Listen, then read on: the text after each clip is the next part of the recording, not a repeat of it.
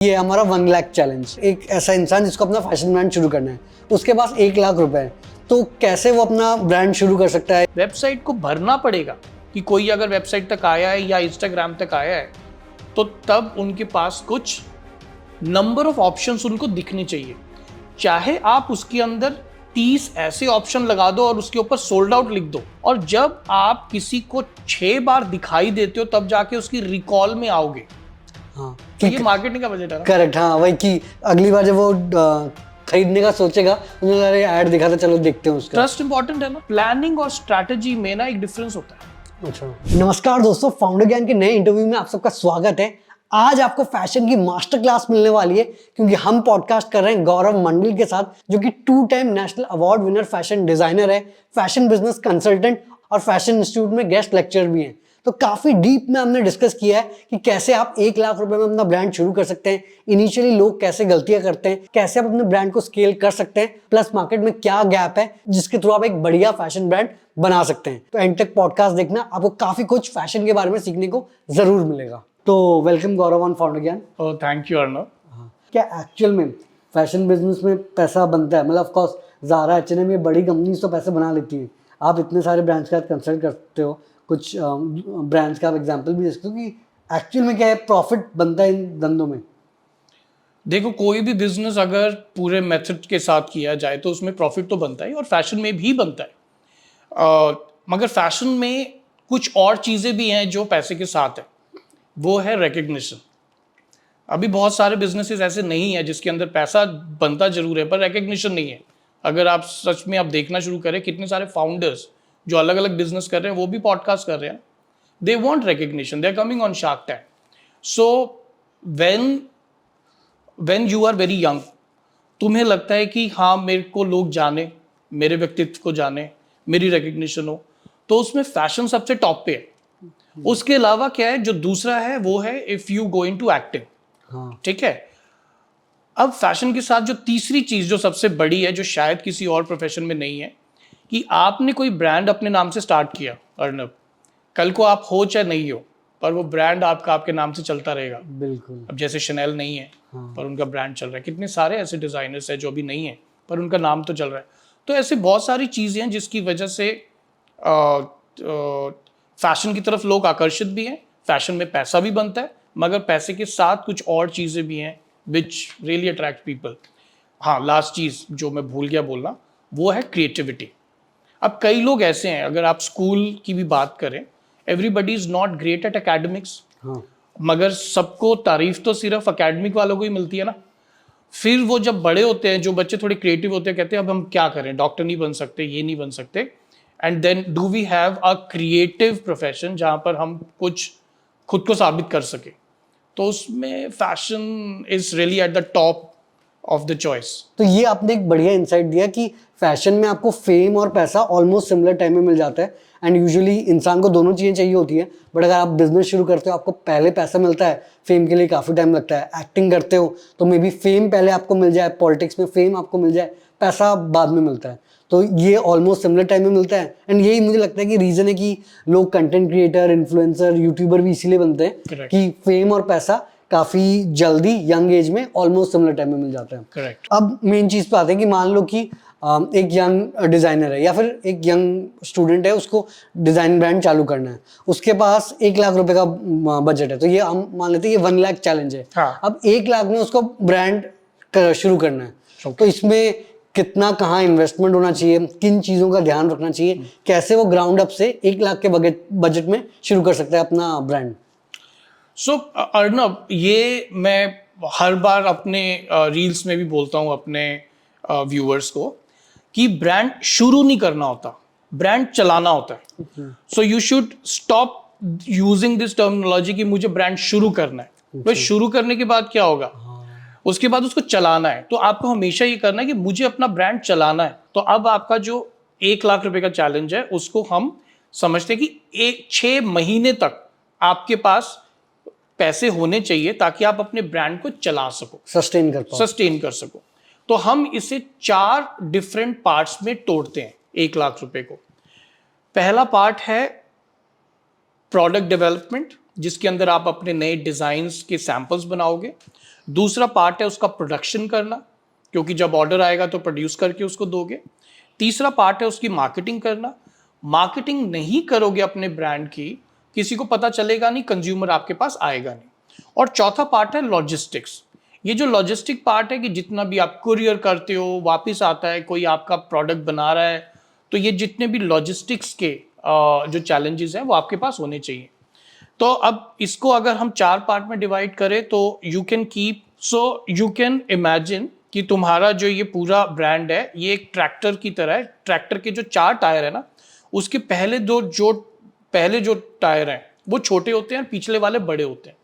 तो आपको कुछ 15 से 20 हजार रुपए you have to keep for your product development. अब प्रोडक्ट डेवलपमेंट का मतलब होता है पूरी रेंज बनाना। अब रेंज का मतलब है कि उसके अंदर कम से कम 30 से 40 नए स्टाइल्स होने चाहिए। और ये स्टाइल का मतलब भी बता दो कि ये क्या डिफरेंट डिजाइन्स हैं या same designs in different colours या इन डिफरेंट साइजेस? ओके, सो हर एक डिजाइन जो फैशन में होता है उसके 3 पार्ट्स होते हैं। पहला पार्ट होता है उसका कलर, दूसरा पार्ट होता है उसका टेक्सचर कि क्या मटेरियल से बना है, और तीसरा पार्ट होता है उसका कट। इसको हम एलिमेंट्स ऑफ डिजाइन भी बोलते हैं। अब अगर जैसे आपने एक टी शर्ट, ये मैंने एक जैकेट पहना हुआ है, अगर इस जैकेट का मैं कट चेंज ना करूं, सिर्फ इसी जैकेट को मैं ब्लैक फैब्रिक में बना रहा हूं, इसी जैकेट को मैं कैमोफ्लेज फैब्रिक में बना रहा हूं, तो मैं सिर्फ उसका टेक्सचर चेंज कर रहा हूं मगर डिजाइन नया दिख रहा है। और मैं कुछ चेंज नहीं कर रहा उसके अंदर। तो मैंने कट को भी चेंज नहीं किया, मैं सिर्फ कलर और टेक्सचर चेंज करता जा रहा हूं, तो वो नया डिजाइन होता जा रहा है। तो इस तरह से आपके पास कम से कम 30 से 40 डिजाइन होने चाहिए। अब कई लोग पूछते हैं कि ये वाला नंबर क्यों देते हो आप?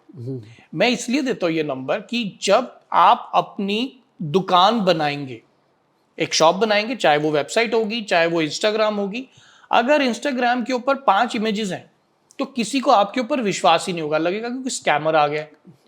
अगर आपकी वेबसाइट है, वेबसाइट के ऊपर अगर 5-6 डिजाइन लगे हुए हैं तो लोगों को लगेगा स्कैमिंग वेबसाइट है। तो you have to populate your website.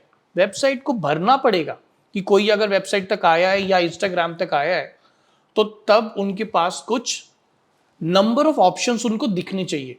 चाहे आप उसके अंदर 30 ऐसे ऑप्शन लगा दो और उसके ऊपर सोल्ड आउट लिख दो, मगर कम से कम दुकान तो भरी हुई होनी चाहिए। तो आधी दुकान अच्छी नहीं लगती। सीरियसनेस दिखता है उसमें। सीरियसनेस दिखता है कि हाँ this is a serious brand ना। And then when somebody sees your product, वो उसके अंदर एक हंगर आया है, मगर वो उसी हंगर से वो खरीदेगा नहीं, उसको कुछ और चीजें देखेगा, उसके बाद वो चीज खरीदेगा। एक टेस्ट करेगा कि is it worth the money या नहीं, इवैल्यूएट करेगा। जैसे कि ये आपने टी शर्ट लेने गए, अगर सिर्फ आपको ब्लू टी शर्ट दिखता तो शायद आप इसको नहीं खरीदते, मगर जब आपने ब्लू को ब्लैक और रेड के साथ देखा तब आपको लगा कि हाँ this is the best for me. Correct. So you have to create a range, that is your first investment. सो 1 लाख रुपए के चैलेंज में आप उसको 15 से 20 हजार रुपए इसके अंदर, क्योंकि खर्चा बहुत होता है जब आप नया प्रोडक्ट बना रहे होते हो। फिर उसके बाद जो 20 हजार रुपए आपको रखना है कि जैसे कोई मुझे ऑर्डर देगा तो मैं इसकी प्रोडक्शन करके दूंगा, क्योंकि आप शुरू में प्रोड्यूस करके पीसेस नहीं रख सकते। शुरू में सिर्फ आप सैंपल बना सकते हो लोगों को दिखाने के लिए। तो इसलिए शुरू में आप लोगों को यह भी नहीं कहोगे कि 2 days शिपमेंट, आप उसको लोगों को बोलोगे 6 days शिपमेंट, ताकि जैसे ही वो ऑर्डर आए आपने फटाफट उसको बना के देना शुरू कर दिया। इसके बाद जो पीछे के आपके ट्रैक्टर के जो बड़े टायर्स हैं, उसके अंदर एक तो हो गया आपका मार्केटिंग। अच्छा, तो मार्केटिंग का बजट एक्चुअली ये जो आपका इन दोनों से ज्यादा है। अच्छा, क्योंकि अभी BOF बिजनेस ऑफ फैशन की रिपोर्ट में आया है कि जितनी भी कंपनीज हैं, फैशन हो चाहे कोई भी कंपनीज हो, वो 60% स्टाफ मार्केटिंग की हायर कर रही है। अच्छा, क्योंकि प्रोडक्ट बनाना बहुत इजी हो गया है, उस प्रोडक्ट को आप दिखाओगे कैसे वो ज्यादा मुश्किल है। तो आपको ये जो लास्ट पीछे का एक बड़ा टायर है वो तो आपका मार्केटिंग का टायर है। तो कितना बजट होगा इसके लिए? इसके लिए आपको 20, 20, 30 इसको आप 30 या 40 रखो, ओके ठीक है, वो क्योंकि बड़ा है ये 40 भी हो सकता है। ओके और ये जो लास्ट वाला है वो है आपके लॉजिस्टिक्स एंड मेंटेनेंस, क्योंकि जिस एंटरप्रेन्योर के पास पैसा खत्म हो जाता है ना, उसके सोचने समझने की शक्ति भी खत्म हो जाती है। हाँ, इनफैक्ट 10% पहले ही बंद हो जाता है। बिल्कुल वो बंद हो जाता है कि अब ये कैसे होगा, तो आप बिजनेस ही ऑपरेट नहीं कर पाते। इसलिए वो जो लास्ट टायर है ना, वो है आपके लॉजिस्टिक्स और मेंटेनेंस का, उसको भी आपको कुछ 30-40 हजार रुपए आपके पास रहने ही चाहिए। और अगर आप कोई चीज अफोर्ड नहीं कर पा रहे किसी टाइम पर, आप प्लीज उसको don't buy that whatever you can't afford. So इस तरह से 20-20-40, ये कितना हो गया, 80 हो गया। हाँ। तो इसको 35 कर लो, उसको 25 कर लो। तो बेसिकली पहला था डिजाइनिंग हो गया 20,000, प्रोडक्शन हो गया 20,000 40,000, आपका मार्केटिंग हो गया 35,000 एंड बाकी के जो 25,000 है वो आपका लॉजिस्टिक्स एंड मेंटेनेंस, उसको बिल्कुल रखना है तुम्हारे पास, वो रहना ही चाहिए। हाँ, एंड इम्पोर्टेंट जो आपने मार्केटिंग का बोला कि ये बहुत इंपॉर्टेंट है कि जो फर्स्ट टाइम एंटरप्रेन्योर है वो अपना मेजर टाइम प्रोडक्ट पे ध्यान देता है, बट जो सेकंड टाइम एंटरप्रेन्योर है वो अपना मेजर टाइम डिस्ट्रीब्यूशन में ध्यान देता है। क्योंकि आप प्रोडक्ट कितना भी बढ़िया बना लो, अगर आप डिस्ट्रीब्यूट ही नहीं कर पाए तो किसी को पता ही नहीं चला। एंड वही आपने भी वही बताया, नहीं कर पाओगे। आपको मैं एक इंपॉर्टेंट बात बताता हूँ अर्नब, कि अभी कोई भी जो अपना ब्रांड स्टार्ट कर रहा है, ये 1 लाख रुपए वाला या 10 लाख रुपए वाला जो भी, वो ऑफलाइन तो स्टार्ट करने की सोच ही नहीं सकता, क्योंकि वो शॉप मिलेगी नहीं तुमको। हाँ, तो वो ऑनलाइन सोचेगा। अब ऑनलाइन में जब तक तुम अपना प्रोडक्ट लोगों को दिखाओगे नहीं, क्योंकि कोई दुकान तो है नहीं कि कोई लोग चलते फिरते तुम्हारी दुकान किसी ने देख ली। ऑनलाइन में तो लोगों को तुम्हें तभी देखेंगे जब वो इंस्टाग्राम पे बूस्ट कर रहे हो, ठीक है। अब एक बहुत बड़ा डिफरेंस आ गया है जब तुम ऑनलाइन पे जाते हो ना, इसको जरा कंपेयर करके देखो ऑफलाइन बिजनेस के साथ। ऑफलाइन बिजनेस में क्या होता है कि आप एक स्टोर में गए, स्टोर में खुशबू थी, लोग थे, कपड़े टंगे हुए थे, म्यूजिक चल रहा था, फिर आपने एक चीज को पहना, ट्रायल रूम में लेके गए, बाहर आए, अपने साथी से पूछा मैं कैसा लग रहा हूं, फिर उन्होंने कहा ऐसा। ये इतना बड़ा एक्सपीरियंस होता है स्टोर के अंदर। ऑनलाइन में ये एक्सपीरियंस नहीं है। करेक्ट। इसका मतलब ये है कि वो जो पिक्चर आप खींचते हो अपने प्रोडक्ट का, उस पिक्चर के ऊपर ये पूरी रिस्पॉन्सिबिलिटी है कि लोगों को वो वाला एक्सपीरियंस के इक्वल आपको इंपैक्ट बनाना है। इसलिए मार्केटिंग का बजट ज्यादा है, क्योंकि जब आप प्रमोशन करते हो उसके लिए शूट करोगे। करेक्ट। तो अगर आपने प्रोडक्ट तो नए बना लिए, मगर शूट आप बिल्कुल वैसे ही कर रहे हो, वही सेम मॉडल्स लेके, उसी सेम बैकग्राउंड में, तो लोगों को डिस्टिंक्टिव ब्रांड आइडेंटिटी दिखाई नहीं देगी आपकी। अब क्योंकि वो ब्रांड आइडेंटिटी दिखाई नहीं देगी तो उनको लगेगा एक और ब्रांड है। करेक्ट। और इंस्टाग्राम पे तो सिर्फ आपको उंगली हिलानी है ना, और आप किसी के सामने, अपने कंज्यूमर के सामने से ऊपर चले गए। हाँ, कितना लॉस है, कितना बड़ा लॉस है। कि आप बिल्कुल पहुंच गए थे मगर वो उसको लगा ही नहीं कुछ डिस्टिंक्ट है, उसने आगे भेज दिया। करेक्ट। इसलिए जब मार्केटिंग में इसलिए ज्यादा पैसा लगता है क्योंकि वो जो शूट है, that shoot is equal to your offline store. हाँ, कि उसका बैकग्राउंड क्या था, वो मॉडल कैसी थी, वो जो बैकग्राउंड में क्या क्या आपने प्रॉप्स यूज किए, उसके पीछे स्टोरी टेलिंग क्या हुई है। एग्जैक्टली। और कैसे एक नए तरीके से आपने अपने ब्रांड को बनाया। इसका बहुत अच्छा एग्जांपल है एक ब्रांड जो कि शार्क टैंक पे भी आया था, स्निच। ओके। स्निच ने अपना एक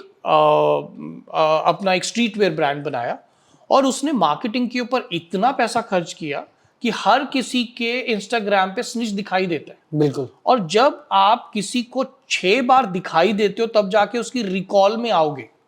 हाँ, तो ये मार्केटिंग का बजट है ना। करेक्ट। हाँ, वही कि अगली बार जब वो खरीदने का सोचेगा, उन्होंने ऐड दिखा था, चलो देखते हैं उसका। ट्रस्ट इंपॉर्टेंट है ना। हाँ, तो ट्रस्ट नहीं, वो तो तभी होगा जब बार बार विजिबिलिटी दिखाई देगी।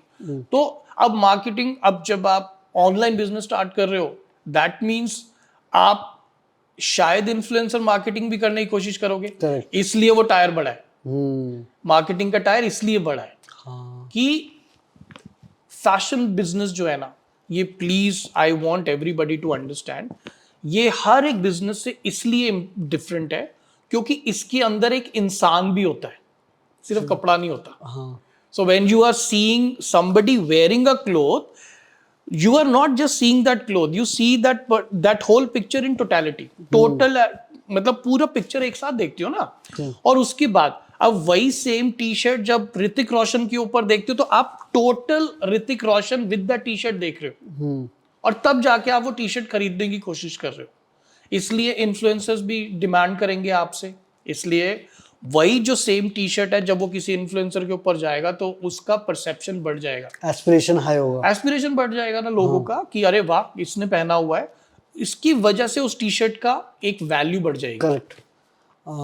तो यहाँ पे आप शुरुआत से स्टार्ट करते हो, तो आपने बोला कि यार प्रोडक्शन में 20,000 तक लगा सकते हो। हाँ, और शुरू में आपको प्रोडक्शन करके रखनी नहीं है, अच्छा, आपको मटेरियल रखना अपने पास, जैसे ही ऑर्डर आता है। हाँ आप इसलिए शुरू में आप उनको ये नहीं बोलोगे कि we will ship in 1 day और 2 day। Okay. You are not Amazon, हाँ ठीक है, Amazon प्राइम नहीं हो आप उनको बोलोगे ship in 5 days, so that जैसे ही आपके पास वो आए आप उसको किसी भी तरह से वो एक प्रोडक्ट बना के उनको भेज दो। तो इसमें जब बनाने से पहले पहला क्वेश्चन ये आएगा कि मैं कौन से सेगमेंट में ऑपरेट करूं और किस टाइप का बिजनेस करूं।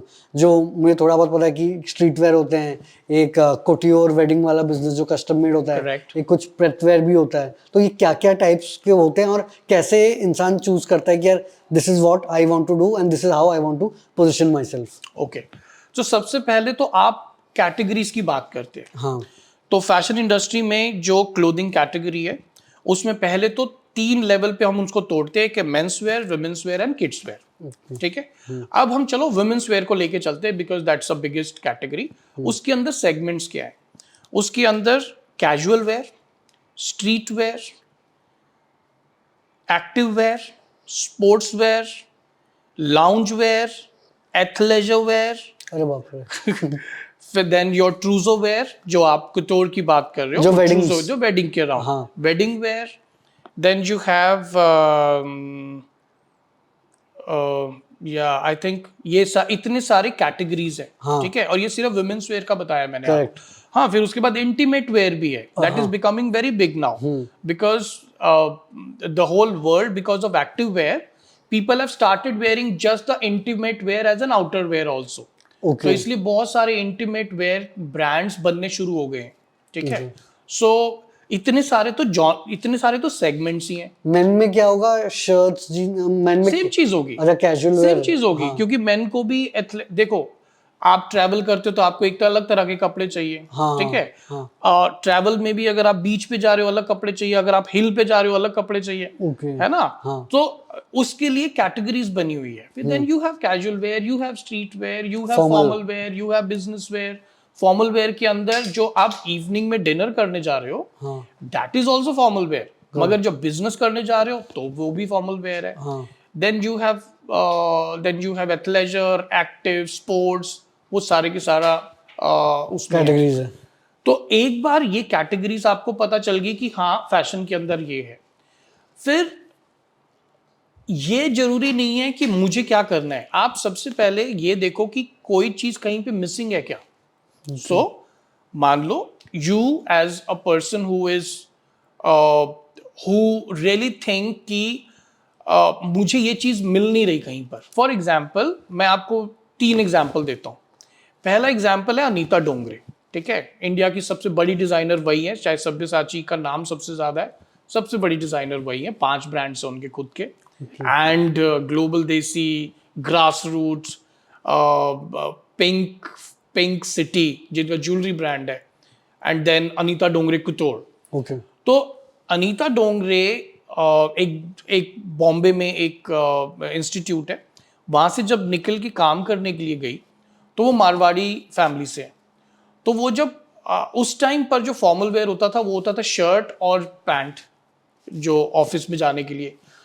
अब वो ऑफिस में तो वो ठीक था उनके लिए, मगर वो जब घर पे होती थी ना तो घर पे लोगों को वो शर्ट और पैंट, क्योंकि शर्ट टक इन करनी पड़ती थी आपको, तो she used to feel slightly awkward. तो तब उन्हें लगा कि ऐसा फॉर्मल वेयर क्यों नहीं है जो कि इंडियन कल्चर को सोच के बनाया गया। ओके तब उन्होंने AND ब्रांड, AND ब्रांड की स्टार्ट की।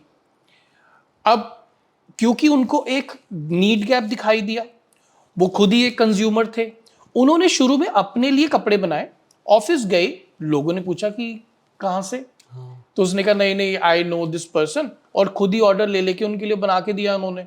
अब उनको लगा कि अरे यार इस चीज की तो डिमांड है, तो उन्होंने एक पूरा ब्रांड ही बना दिया। उसके बाद बहुत उनको पता चला कि ऐसे कंज्यूमर्स हैं जो कि कलेक्टर्स हैं, जैसे आप राजस्थान गए वहां से एक चीज उठा ली, आप चेन्नई गए वहां से कोई चीज उठा ली, तो उनके लिए उन्होंने एक दूसरा ब्रांड बनाया, ग्लोबल देसी, कि आप ग्लोबल हो मगर देसी हो। तो आप गुजरात जाते हो तो कोई चीज उठा लेते हो, तो अगर आप ग्लोबल देसी में जाओगे तो उसकी जो पूरी ब्रांड आइडेंटिटी इज कि डिफरेंट कल्चर की चीजें आपको दिखाई देंगी, शायद कोई जापानीज की मोनो भी मिल जाए आपको। So that is how global देसी केम इनटू बीइंग। सो उसी तरह से भी ज्वेलरी ब्रांड आ गया। फिर उनको लगा कि ग्रास रूट जो कि सस्टेनेबल ब्रांड है, क्योंकि ये पिछले 2 डेकेड से sustainability is a very big thing, तो उन्होंने कुछ विलेजेस को अडॉप्ट किया हुआ है और उनको बोला हुआ है वहाँ के जो आर्टिजान्स हैं कि आप कुछ भी बनाओ, मैं इसको अपने ब्रांड के अंडर बेचूंगी।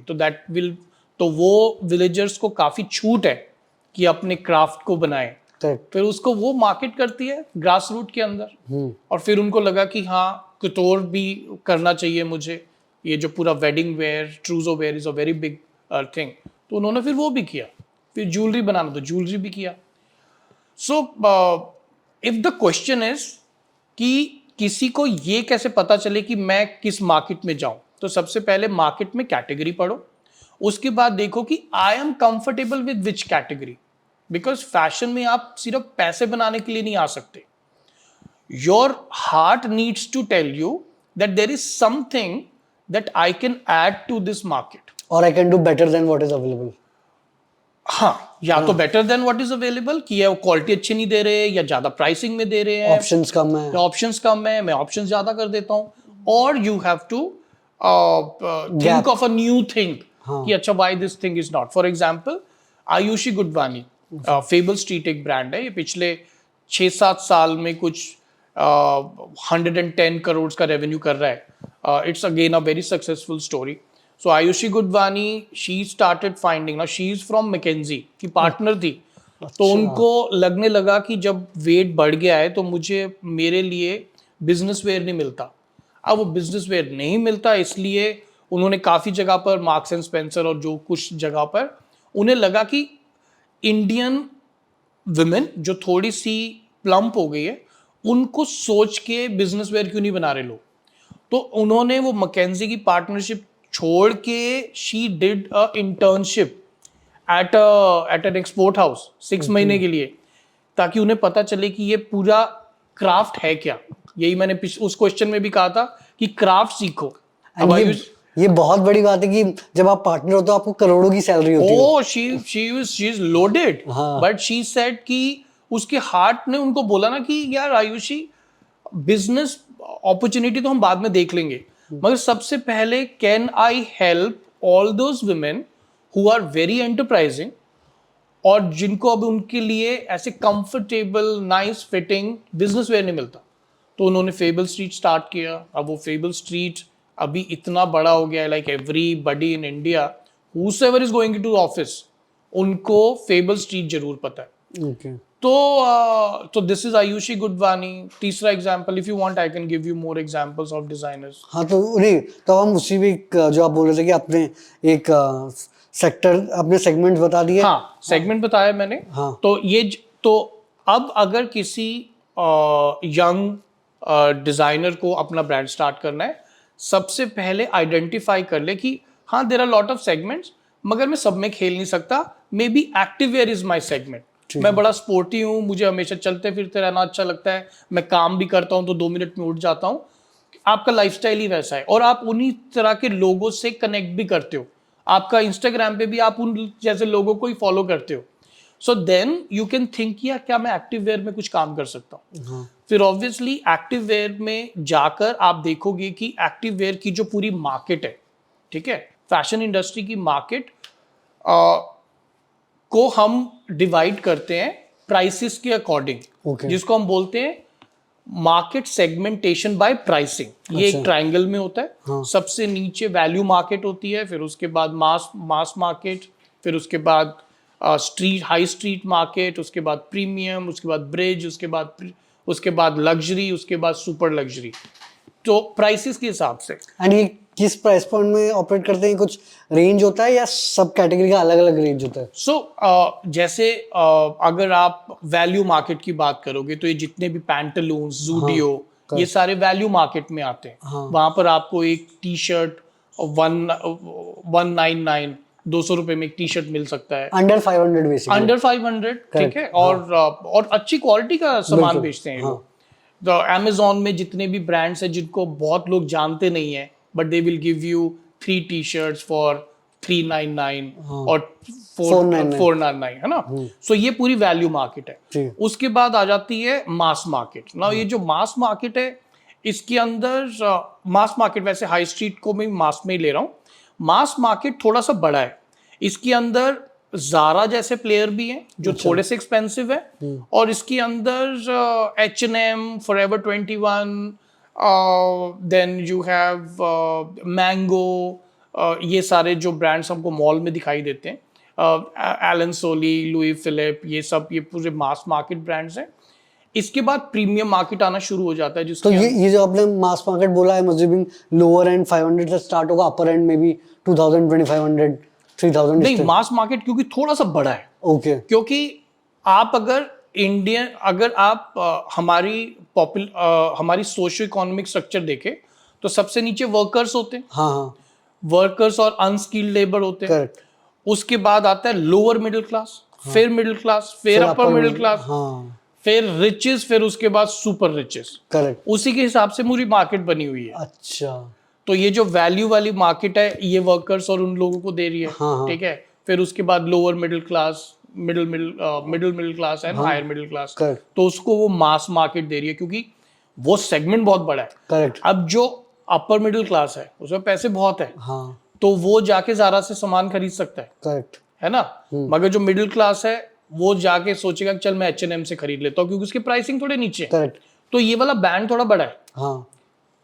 ठीक है। तो here you can get something which is, जो टॉप पार्ट होगा मास मार्केट का, उसमें 10,000 रुपए तक का सामान हो सकता है। अच्छा। ठीक है। और नीचे वाला ओवर 500। तो वैसे ठीक है। एंड उसके ऊपर फिर आता है, फिर उसके बाद प्रीमियम मार्केट आता है। अच्छा। ठीक है। अब प्रीमियम और ब्रिज, अब ब्रिज जो वर्ड है वो यूएस का वर्ड है। अच्छा। ठीक है। यूएसए में उन्होंने इन्वेंट किया इस वर्ड को, बट इतनी उसके अंदर जाने की जरूरत नहीं है। अगर आप प्रीमियम मार्केट भी समझ लो, अब इसके अंदर Coach, Diesel, G Star, Replay, Massimo Dutti, Calvin Klein jeans, Armani Exchange, ये सारे ब्रांड्स इसके अंदर आते हैं प्रीमियम के अंदर, जिसके अंदर वो बहुत हाई क्वालिटी का सामान देते हैं और उतनी ज़्यादा प्रोडक्शन नहीं करते पीसेस की, but still it is affordable. ठीक है। अब इसके अंदर आपको एक डीजल की जीन्स 7,000 से स्टार्ट होके 17,000 रुपये तक की मिल सकती है। तो ये प्राइस ब्रैकेट वो है। तो अब इसके बाद आ गया अफोर्डेबल लग्जरी। अच्छा। अब ये जो अफोर्डेबल लग्जरी है, ये बड़े डिजाइनर्स है, चाहे वो अरमानी हो, गुची हो, प्राडा हो, मगर उनके रेडी टू वेयर स्टाइल्स। अच्छा। यानी कि आप वो लग्जरी तो होता है कुतोड़, जो कस्टम बनता है, जो आपकी साइज का नाप लेके बनाएंगे वो लोग, तो वो तो बहुत एक्सपेंसिव होता है। मगर उसके और प्रीमियम के बीच में आपने एक अफोर्डेबल लग्जरी ब्रांड डाले हैं, और ये एक्चुअली में उन बड़े ब्रांड्स का ही रेडी टू वेयर लाइंस होती हैं, जो कि वो थोड़ा सस्ता, जैसे Marc by Marc Jacobs, Label by Ritu Kumar, या अमीरी, ये सब भी इसमें आएगा। ये सब, ये अमीरी वगैरह, ये सब यहाँ पे है। ये सब अफोर्डेबल लग्जरी है। उसके बाद आता है luxury market. Now that luxury market, you have Hermes, you have Chanel, Dolce & Gabbana, all these guys, Versace, ये सब उधर चले जाते हैं। अब इसमें भी जो सबसे ज्यादा एक्सपेंसिव ब्रांड है फैशन उसमें, दैट इज Hermes। ओके।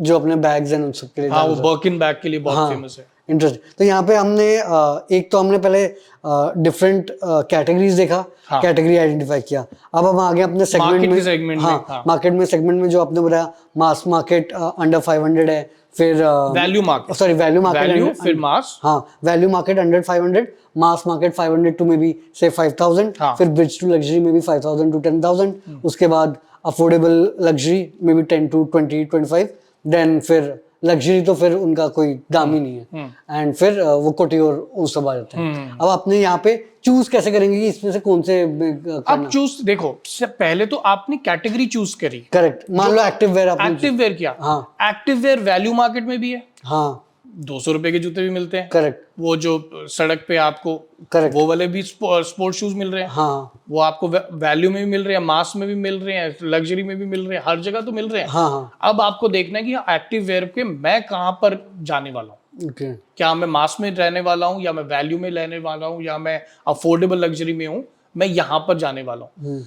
जैसे आप आइडेंटिफाई करते हैं कि हाँ ये प्लेस है मेरी उस मार्केट सेगमेंटेशन बाय उसमें, तब आप वहां के कंपेटिटर्स, वहां जितने भी ब्रांड्स जो उस सेगमेंट में, वो आपके डायरेक्ट कंपेटिटर्स हैं, बिल्कुल, आप उनको स्टडी करोगे हाँ कि अब मैं यूएसपी क्या लेके आऊं, ओके, क्या मैं कोई यूएसपी लेके आऊं अपने प्रोडक्ट में, सो दैट जो कंज्यूमर उस सेगमेंट में जाता है वो तो पहले से दूसरे ब्रांड्स को जानता है ना, वो मुझे नोटिस क्यों करेगा? अगर मैं सिमिलर प्रोडक्ट बनाऊंगा तो वो नोटिस नहीं करेगा, हाँ तो मुझे कुछ अलग प्रोडक्ट बनाना पड़ेगा ना। जब तक मैं वो अलग प्रोडक्ट नहीं बनाऊंगा तब तक मैं नोटिस नहीं होऊंगा, मैं उस मार्केट में वो एंट्री नहीं मार पाऊंगा, एंट्री नहीं मार पाऊंगा, हाँ। So I will not be visible, people will not look at me as a इसमें भी डिस्टिंक्ट। अगर कोई एग्जांपल हो जिसने, अच्छा, तो इसका बहुत सारे एग्जांपल्स है। फॉर एग्जांपल, अगर जैसे इंडिया में अभी A6 ब्रांड आया, अच्छा, ठीक है, आप स्पोर्ट्स का ब्रांड आया, हाँ। ठीक है, तो हमारे पास भी, हाँ, मैं जे वॉकिंग की बात करते हैं, हाँ हाँ ठीक है, because you are wearing that T shirt. Jaywalking को समझ आ गया कि मुझे वैल्यू मार्केट में नहीं जाना है, मुझे मास मार्केट में भी नहीं जाना है, मुझे प्रीमियम मार्केट में जाना है। तो प्रीमियम और मास के बीच का है वो जो ब्रिज टू लग्जरी आप बोल रहे थे, हाँ, जो ब्रिज टू लग्जरी है ना, तो वो जे वॉकिंग को ये समझ आ गया कि I am going to give very nice T shirts, heavy weight T shirts दूंगा और बहुत एक्सक्लूसिव रखूंगा मैं अपनी प्रोडक्शन को। ये नहीं कि हर कोई जे वॉकिंग पहन के घूम रहा है, तो लोगों के अंदर एक एस्पिरेशन होना चाहिए कि यार यू वेयरिंग जे वॉकिंग, ठीक है, और मैं एक पूरी कम्युनिटी बनाऊंगा जिसके अंदर मैं बताऊंगा कि ये ब्रांड है क्या। तो ठीक है, तो फिर जे वॉकिंग ने खुद को ना तो वैल्यू में प्लेस किया ना मास में, उसने प्रीमियम की तरफ अपने आप को प्लेस किया। So this is how every brand whosoever comes in, उसको ये पता होना चाहिए कि मेरा जो प्राइस पॉइंट होगा उसका ब्रैकेट क्या है, अंडरस्टूड। उसका ब्रैकेट पता रहना चाहिए। तो वो इस प्राइस ब्रैकेट में ऑपरेट करें, दूसरे प्लेयर्स इसमें क्या प्रोवाइड करें, हम यहाँ पे क्या डिफरेंट, क्या अलग, या फिर क्या बेटर प्रोवाइड कर सकते हैं। या सिमिलरली मेन शर्ट में Rare Rabbit, okay, it's a great example. Rare Rabbit को पता था कि मेंस वेयर का जो मार्केट है, फॉर्मल वेयर का और जो सेमी कैजुअल वेयर है, ये काफी सैचुरेटेड है। तो अब उनको खुद को प्रीमियम मास की तरफ लेके जाना था, नॉट लाइक अ रेगुलर मास। तो अब उनके कंपेटिटर्स कौन हो गए? एलन सोली, लुई फिलिप, एरो, ये सारे लोग बना रहे हैं। अब इसने उसी सेम जगह पर जाके colourful printed shirts but which are very nicely stitched, stitching बहुत अच्छी, अमेजिंग क्वालिटी, और बहुत अच्छे शॉर्ट्स। अगर आप उनके शूट देखोगे, जब उनके मॉडल खड़े होते हैं, वो ऐसे लगते हैं कि ह्यूगो बॉस के मॉडल ने कुछ पहना हुआ है। ओके, सो उन्होंने जो प्रेजेंटेशन किया ना अपने ब्रांड का, तो लोगों ने कहा ये रेयर रैबिट क्या है, रेयर रैबिट क्या है, रेयर रैबिट क्या है। फिर अब उनके वेबसाइट पे जाओगे तो वेबसाइट इतनी खूबसूरत बनी हुई है, इतनी शीक वेबसाइट बनी हुई है। तो वो जो भी चीज करेंगे उस बैंड के लिए ही करेंगे। ऑफ कोर्स लोग वेट करते हैं कि वो सेल पे जाए तो मैं उसकी शर्ट ले लूं, हाँ, मगर बट वो तो अपनी स्पेस पोजीशन तो बना ली ना। पोजीशन ब्रांड है, उसमें तो आपका और ज्यादा ब्रांड रिकॉल है, क्योंकि exactly. बंदे को सोचते रहना पड़ेगा कि मुझे सेल में करना है बिल्कुल ना। बिल्कुल। तो एक बहुत इंपॉर्टेंट क्वेश्चन रहता है कि अगर हमने डिसाइड किया कि हम इस सेक्टर में ऑपरेट करना चाहते हैं, ये करना चाहते हैं, हम डिसाइड कैसे करें कि हम कौन सा मटेरियल या कौन सा फैब्रिक चूज करें, एंड ये कहाँ मिलते हैं, इस फैब्रिक की प्राइसिंग कैसे होती है? ओके, सो अर्नब, सबसे पहले आपने मार्केट में अपनी पोजीशनिंग देख ली, आपने कैटेगरी चूज कर लिया। फॉर एग्जाम्पल, आप वुमेन के लिए एक्टिव वेयर बनाना चाह रहे हो, तो आप सबसे पहले देखोगे आपके कंपेटिटर्स कौन है, उनकी वेबसाइट पे जाओ, सबसे पहले उनके हर एक जो गारमेंट वो उन्होंने बनाया है उसके फैब्रिक कॉम्पोजिशन देखो, उस पर लिखा होगा हाँ, पॉलिएस्टर स्पैंडेक्स इतना है, नायलॉन ये इतना सब है, परसेंटेज भी लिखा होगा। परसेंटेज पूरा कॉम्पोजिशन लिखा होगा। हाँ, अब आपको ये जानकारी मिल गई कि इस मटेरियल को बोलते क्या है। करेक्ट। ठीक है, अब मान लो आपको निटवेयर चाहिए, तो इंडिया में आप तिरुपुर में जाओगे, लुधियाना में जाओगे, ये सब तो गढ़ है। ठीक है, गढ़ मतलब हेडक्वार्टर टाइप। दे हेडक्वार्टर्स हैं। हाँ। यहाँ पर आपको बहुत अच्छे, बहुत एक्सपोर्ट करते हैं ये लोग। अगर आपको पॉलिएस्टर चाहिए या कॉटन नेचुरल फैब्रिक चाहिए, दिल्ली एनसीआर में you can go to Nehru Place, you can go to Chandni Chowk, you can go to Gandhinagar, all these places you will get lot and lots of. सो ये पूरी टेक्सटाइल की मार्केट्स ही हैं। अब मान लो आप ऐसी जगह पर नहीं है जहां पे इस तरह की टेक्सटाइल मार्केट है, तो आपको बहुत सिंपल काम करना है। आपको आपके फैब्रिक का नाम तो पता है, आपको एक लोकल जो फैब्रिक रिटेलर, जो लोग थान में कपड़ा बेचते हैं, उनके पास जाके बोलो कि मुझे पॉलिएस्टर, स्ट्रेच पॉलिएस्टर फैब्रिक चाहिए। कहेगा कि मैम मेरे को तो यहाँ पे, आपको यहाँ नहीं मिलेगा, पर आप वहां पर पता कर सकते हैं। हाँ, so then you have to do your own sourcing. Correct. ये सोर्सिंग एक्टिविटी बड़ी जरूरी है किसी भी डिजाइन, किसी भी ब्रांड के लिए, क्योंकि रॉ मटेरियल उस ब्रांड का तो मटेरियल सोल है ना। हाँ। तो जो रॉ मटेरियल क्योंकि उसका सोल है, तो you have to do your own sourcing. And अगर आप अच्छे से सोर्सिंग करोगे, वो क्वालिटी में भी दिखेगा, एंड आई थिंक उसके बेसिस पे आप स्टोरी टेलिंग भी अच्छे से कर सकते हो। ओ एब्सोल्युटली, जैसे India right now it's a gold mine for designers, क्योंकि हर एक राज्य अपने पर्सनल हैंडलूम के लिए फेमस है, इसलिए इंडिया के सस्टेनेबल ब्रांड सिर्फ ग्रो कर रहे हैं। हाँ, पूरी दुनिया के लोग आते हैं यहाँ से सस्टेनेबल, क्योंकि जो हैंडलूम फैब्रिक है वो बड़ा सस्टेनेबल है ना। तो चाहे वो आंध्रा में हो, चाहे वो तमिलनाडु में हो, चाहे वो गुजरात में हो, हर जगह पर उनका एक फेमस हैंडलूम फैब्रिक है ही।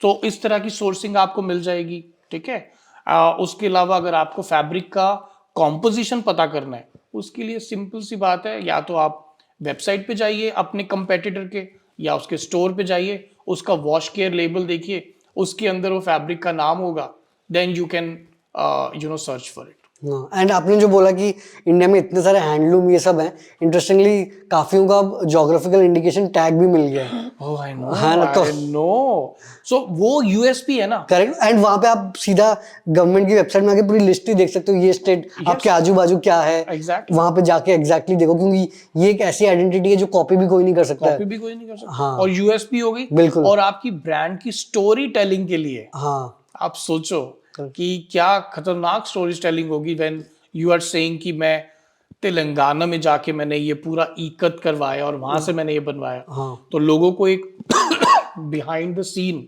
स्टोरी भी पता चलती है। एंड आई थिंक अभी मैं देख रहा था एक फर्क करके स्ट्रीटवेयर ब्रांड है, तो वो क्या करते हैं, जो जयपुर और इन सब में ब्लॉक प्रिंटिंग होता है उसको वो स्ट्रीटवेयर स्टाइल में लेके आए। Correct. तो ये उन्होंने वैसी स्टोरी बिल्ड करी। करेक्ट। इंटरेस्टिंग। गौरव, जब एक नया ब्रांड शुरू करते हैं, मान लो उसने इनिशियल 100 पीस कुछ बना लिए कपड़ों के, वो इनिशियल पीसेस कैसे बेच पाएंगे?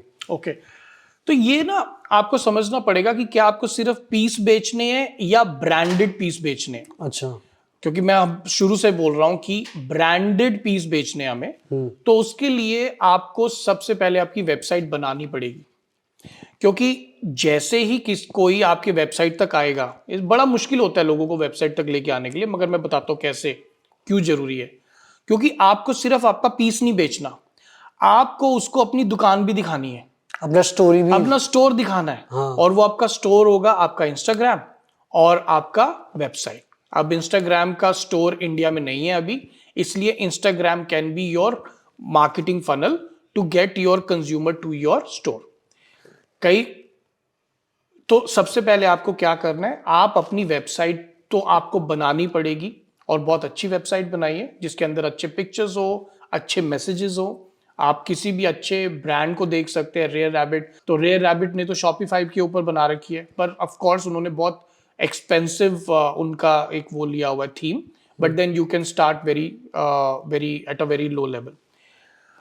अब क्योंकि आप ब्रांडेड पीस बेच रहे हैं तो आप इंस्टाग्राम पे उसके अच्छे पिक्चर्स डालेंगे और उसको बूस्ट करेंगे, और आप लोगों को अपने वेबसाइट तक लेके आएंगे सबसे पहले।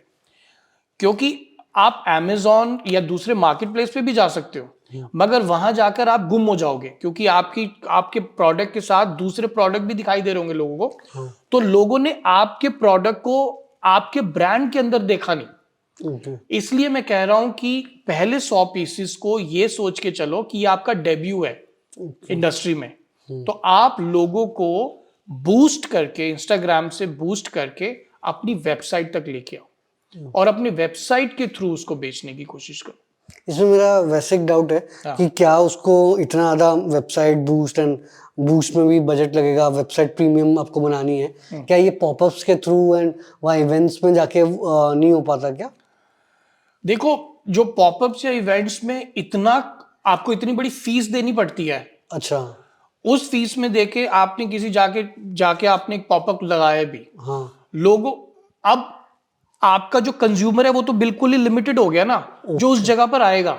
वहां पे आप बूस्ट और उन सब में टारगेट कर सकते हो। हाँ, यहाँ पे तो टारगेट कर सकते हो, वहां पर तो उस पॉपअप के अराउंड जो देखो 100 पीस बिक सकते हैं। अच्छा, it's not a big deal. The point is कि मैं उन 100 पीस के थ्रू लोगों को अपना ब्रांड दिखाना चाह रहा हूं। हाँ, this is the only difference between a big fashion brand versus a clothing brand.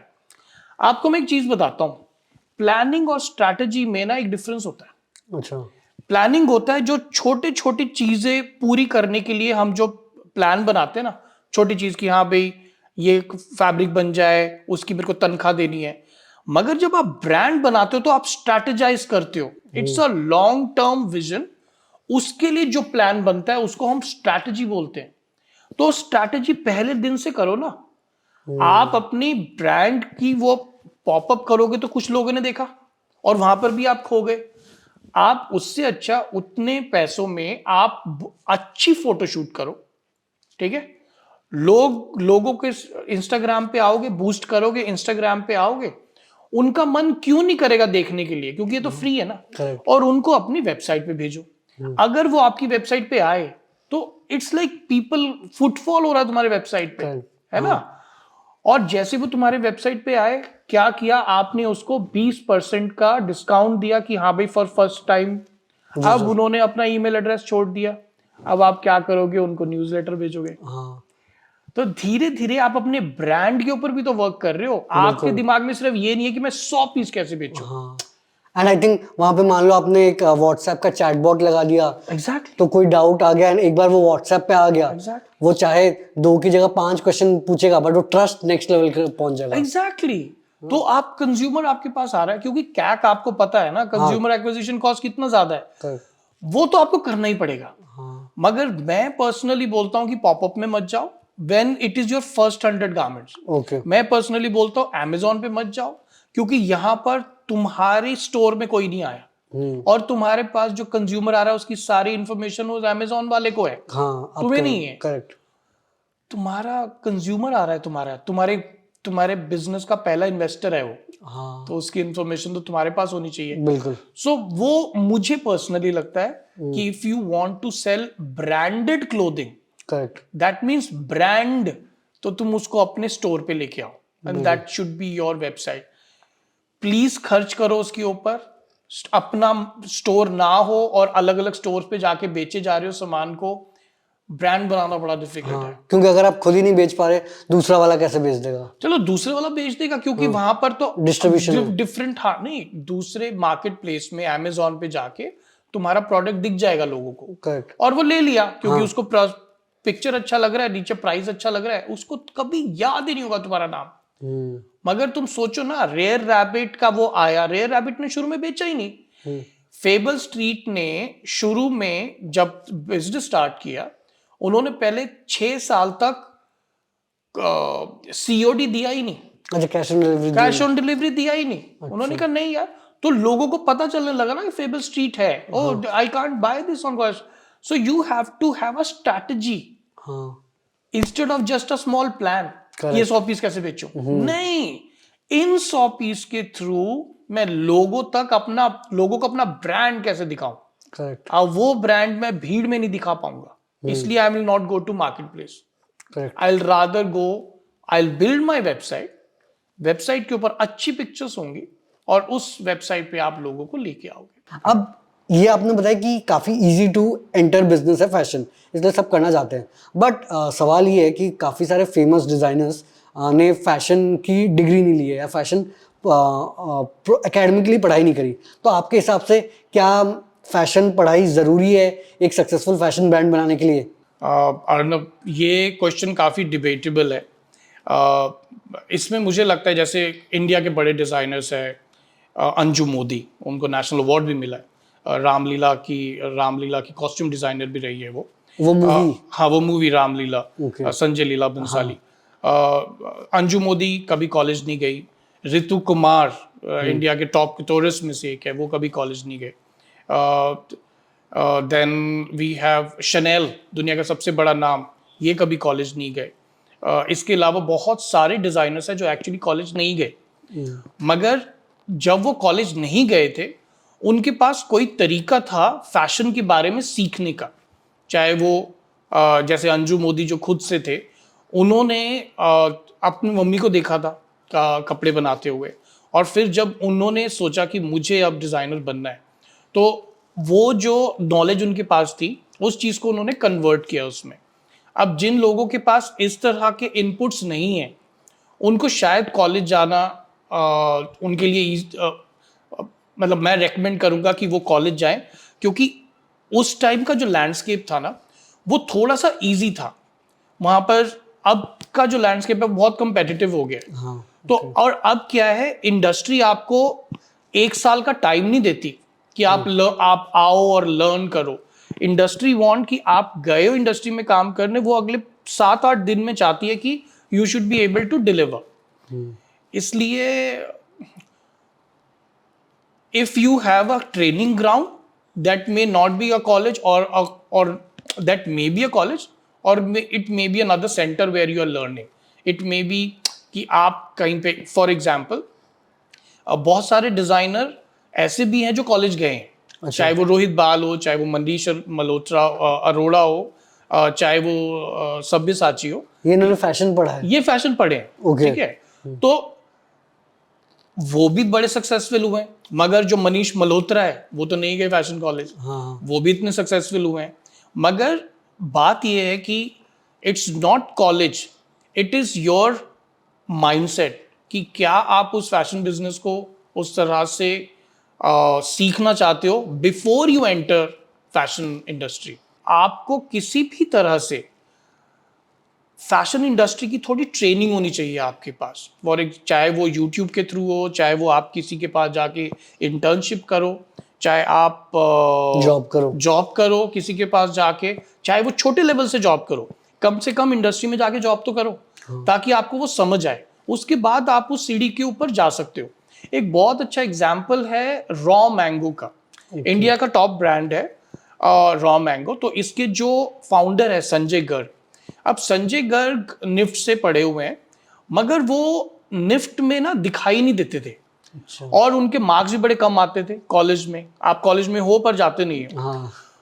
मगर संजय गर्ग कॉलेज ना जाके वो एक्चुअली में अलग अलग क्लस्टर्स में जाके, जैसे चंदेरी में जाके, महेश्वरी में मध्य प्रदेश में जाके चंदेरी साड़ियों के बारे में सीख रहे थे।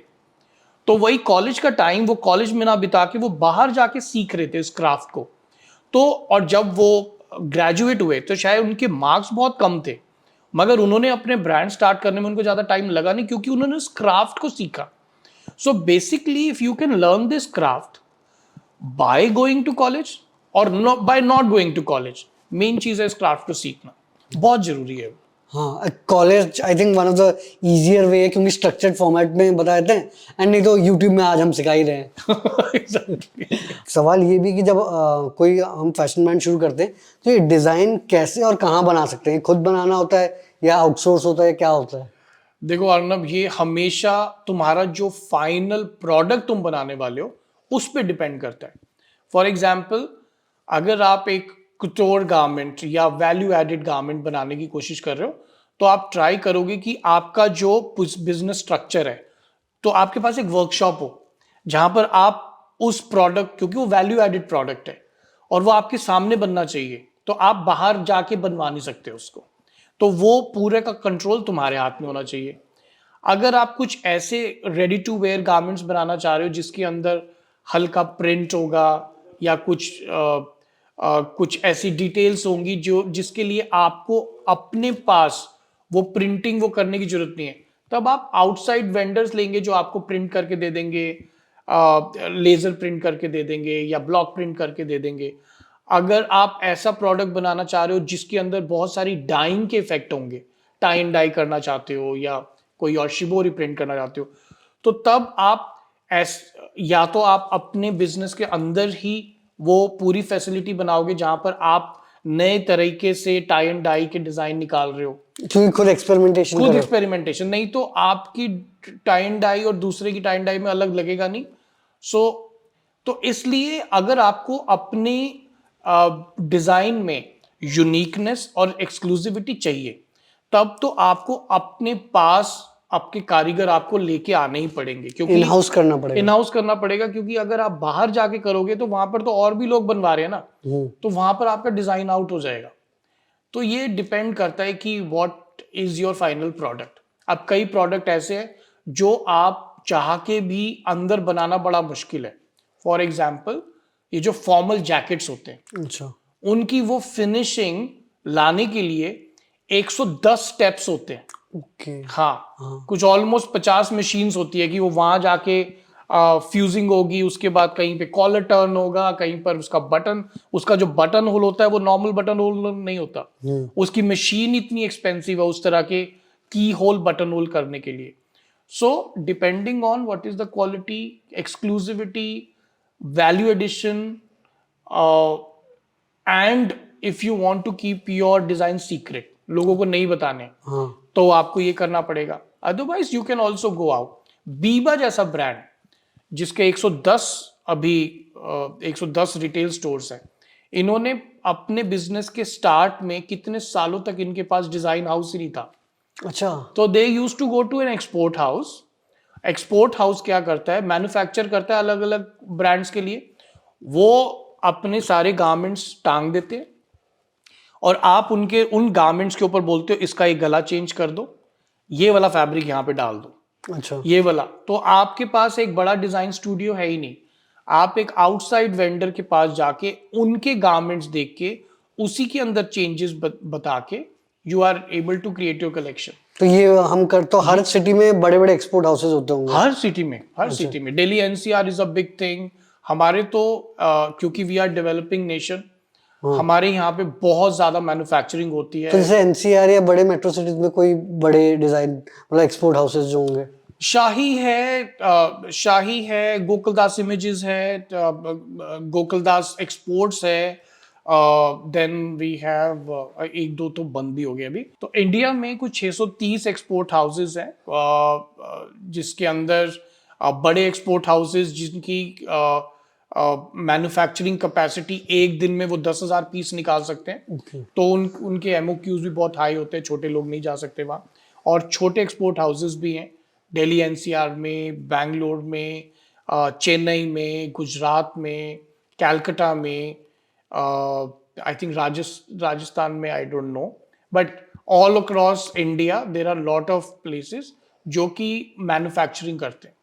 तो आपको अगर अपना ब्रांड स्टार्ट करना और आपको लग रहा है कि you don't want to put money in your design studio, फिर आपके पास थोड़ा पैसा होना चाहिए, क्योंकि आप जब इस एक्सपोर्ट हाउस पे जाके उनको ऑर्डर दोगे तो वो एक एक पीस नहीं बना के तुमको देंगे, मगर उनके पास एक पूरी लाइब्रेरी होगी अच्छे पीसेस की। तो you can use those library and you can do some changes and you can create. Biba ने यही किया। इंटरेस्टिंग। तो यहाँ पे जब हम 1 लाख पे चालू कर रहे थे तो क्या हम कोई भी उसमें स्टार्ट कर सकते हैं या ऑफ कोर्स लग्जरी और उसमें तो नहीं चालू कर पाएंगे? देखो, अब समझने की कोशिश करो। हाँ तुम जिस भी सेगमेंट में जाओगे वहां के लोगों के इक्वल तो तुम्हें होना ही पड़ेगा तुम्हारे ब्रांड प्रेजेंटेशन में। हाँ अब जब तुम लग्जरी में जाते हो तो लग्जरी का मतलब है कि जो दूसरे प्लेयर्स है लग्जरी में वो गेम कैसे खेल रहे हैं, उनका स्टोर कहाँ है। अब उनका स्टोर ही है उस इट्स बड़े एम्पोरियो मॉल में, हाँ तो कैसे करोगे? करेक्ट। अगर उनको शूट करना है तो वो एक ऐसा इन्फ्लुएंसर लेंगे जिसकी 1 मिलियन लोग उसके पीछे हैं। हाँ मतलब वो नॉर्मल लोगों के ऊपर शूट ही नहीं करेंगे। Correct. If they have to have a celebrity that would be Deepika Padukone. समझ रहे हो? करेक्ट। तो आप 1 लाख रुपए में वो कर नहीं सकते, आप अपने ब्रांड की परसेप्शन नहीं बना पाओगे। हाँ तो मे बी आप जो मास मार्केट या मास टू प्रीमियम वो ब्रिज टू लग्जरी ये 2-3 जगहों पे आप खेल पाओगे। So what you can do in that 1 lakh rupee is you can get into a mass market का lower version, अच्छा lower version of mass market, क्योंकि प्रोडक्ट डेवलपमेंट में भी तो टाइम लगता है। अगर आप लग्जरी की तरफ जाओगे उनका एक एक फैब्रिक 8-8 हजार रुपए मीटर होता है। अच्छा हाँ, तो they are pure fabrics, okay you know, मतलब अच्छी मिल में बना हुआ एक प्योर फैब्रिक होता है। 6-6 हजार रुपये मीटर, 3-3 हजार रुपये मीटर। आप 3 हजार रुपये मीटर का एक फैब्रिक 2 मीटर लगता है एक कब शर्ट बनाने के एक लिए। शर्ट बनाने में या ड्रेस बनाने में 2.5 मीटर लगता है। हाँ आप 5 हजार रुपये का तो फैब्रिक ही है वो जो लग्जरी मार्केट में है। तो आप काम कैसे, उससे आप प्रोडक्ट रेंज ही नहीं बना पाओगे। तो you can't think of that. But what I usually believe is budget बाद में होता है। पहले आप समझते हो कि मुझे इस वाले मार्केट में जाना है, हाँ इस वाले मार्केट में जाके तुम अपना बजट कैलकुलेट करते हो कि हाँ, मार्केटिंग के लिए I have to spend let's say at least 6 to 7 lakh rupees over a period of 6 months। अच्छा तो अब फिर आप उसको साइड में रखते हो। प्रोडक्ट डेवलपमेंट के लिए if I am building a range of 40 garments, so that would cost me 2.5 lakh और 3 लाख रुपीज। क्योंकि जब प्रोडक्ट डेवलप हो रहा होता है ना, हर चीज महंगा होता है। तुम्हारा जो सैम्पलिंग टेलर है वो बहुत महंगा होता है। जो नॉर्मल प्रोडक्शन टेलर है वो तुमसे 50 रुपए पर घंटा लेगा। अच्छा ठीक है, पर घंटा। मगर जो सैम्पलिंग टेलर है वो शायद 100 या 110 रुपए ले।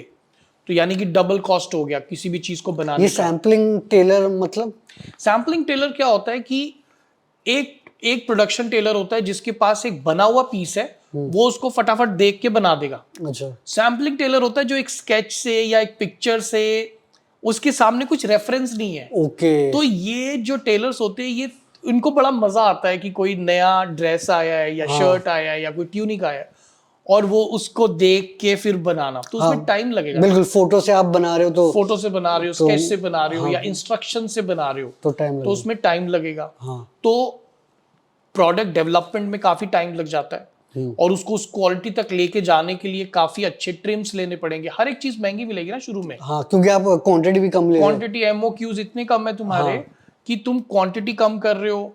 और मोस्ट लाइकली क्या होता है कि कई बार लोग सोचते हैं कि मैं किसी एक्सटर्नल वेंडर से अपनी पूरी रेंज बनवा लूंगा। आई थिंक वो सोचते हैं कि शर्ट लाके बस वो लोगो या कुछ प्रिंट किया, कुछ वो प्रिंट करवा देंगे। हाँ, वो वाइट लेबलिंग वाला सीन भी चलता है। मगर देखो, जब तक आप कंज्यूमर के सामने एक नए तरीके से एक चीज को नहीं पेश कर रहे, उसके पीछे चाहे आपने किसी से लेके उसके ऊपर ठप्पा लगाया हो, चाहे आपने खुद बैठ के बनाया हो, इस चीज से कंज्यूमर को कोई लेना देना नहीं है। अच्छा कंज्यूमर को लेना देना है कि जब उसके सामने वो पिक्चर आती है और जो वो मैसेज आता है, उस मैसेज को देख के क्या उसको उसके अंदर कोई नयापन लग रहा है कि कोई इमोशंस जनरेट हो कुछ रहे हैं। इमोशन जनरेट हो रहे हैं, कुछ नया लग रहा है। For example, if I take this T shirt and I click this t-shirt on a nerd who is there in library and who is reading, and I send that picture to my consumer, उसको लगेगा इसका ये perception है। हाँ मैं इसी T shirt को एक 6 foot tall black Negro, very athletic Negro के ऊपर ये टी शर्ट है, ठीक है, जो एक बड़े जीप में से उतर रहा है, करेक्ट, तो लोगों को इस टी शर्ट का परसेप्शन चेंज हो गया ना। बिल्कुल बिल्कुल। टी शर्ट वही है। तो ये भी हो सकता है कि आप जो भी चीज बना रहे हो, चाहे वो किसी फैक्ट्री ने वाइट लेबलिंग की हो, आप उसके ऊपर अपना चाहे लेबल लगा दो, क्योंकि लोगों को सिर्फ गारमेंट खरीदना नहीं है, उनको वो पूरी पिक्चर खरीदनी है, पूरी स्टोरी एंड खरीदनी है, ब्रांड आइडेंटिटी वो खरीदनी है। ओके। तो there is nothing new in this T shirt that you wearing. हाँ the only new thing is that J walking, correct, जो उसके ऊपर लिखा हुआ है ना, उसके पीछे जो स्टोरी गई है उसको हम ब्रांडिंग बोलते हैं। ओके। तो गौरव, थैंक यू कि यार आपने इतना टाइम दिया एंड इतनी चीजें डिटेल में बताई। होपफुली काफी कुछ सीखने को मिला होगा ऑडियंस को, एंड आप ऐसी और ब्रांड्स को कंसल्ट करें और फीडबैक देते रहें, एंड होपफुली इंडिया से भी एक बढ़िया ग्लोबल फैशन ब्रांड जरूर आएगा। Sure, thank you, my pleasure. तो दोस्तों ये था डिटेल पॉडकास्ट गौरव मंडल के साथ। आई होप आपको फैशन के बारे में काफी नई चीजें, नई डिटेल्स सीखने को मिले होंगे। जो भी आपको बेस्ट पार्ट लगा कमेंट्स में जरूर बताना। अपने फैशन एंथुजियास्ट दोस्तों के साथ ये जरूर शेयर करना। बाकी ये भी बताओ कि आगे हम और कौन से गेस्ट को अपने पॉडकास्ट में बुलाएं। एंड हाँ, अगर पॉडकास्ट पसंद आया तो भैया आप वीडियो को लाइक करो, चैनल को सब्सक्राइब करो, क्योंकि आगे भी हम ऐसे जबरदस्त एंटरप्रेन्योर्स के पॉडकास्ट इस चैनल में लाएंगे। तो धन्यवाद।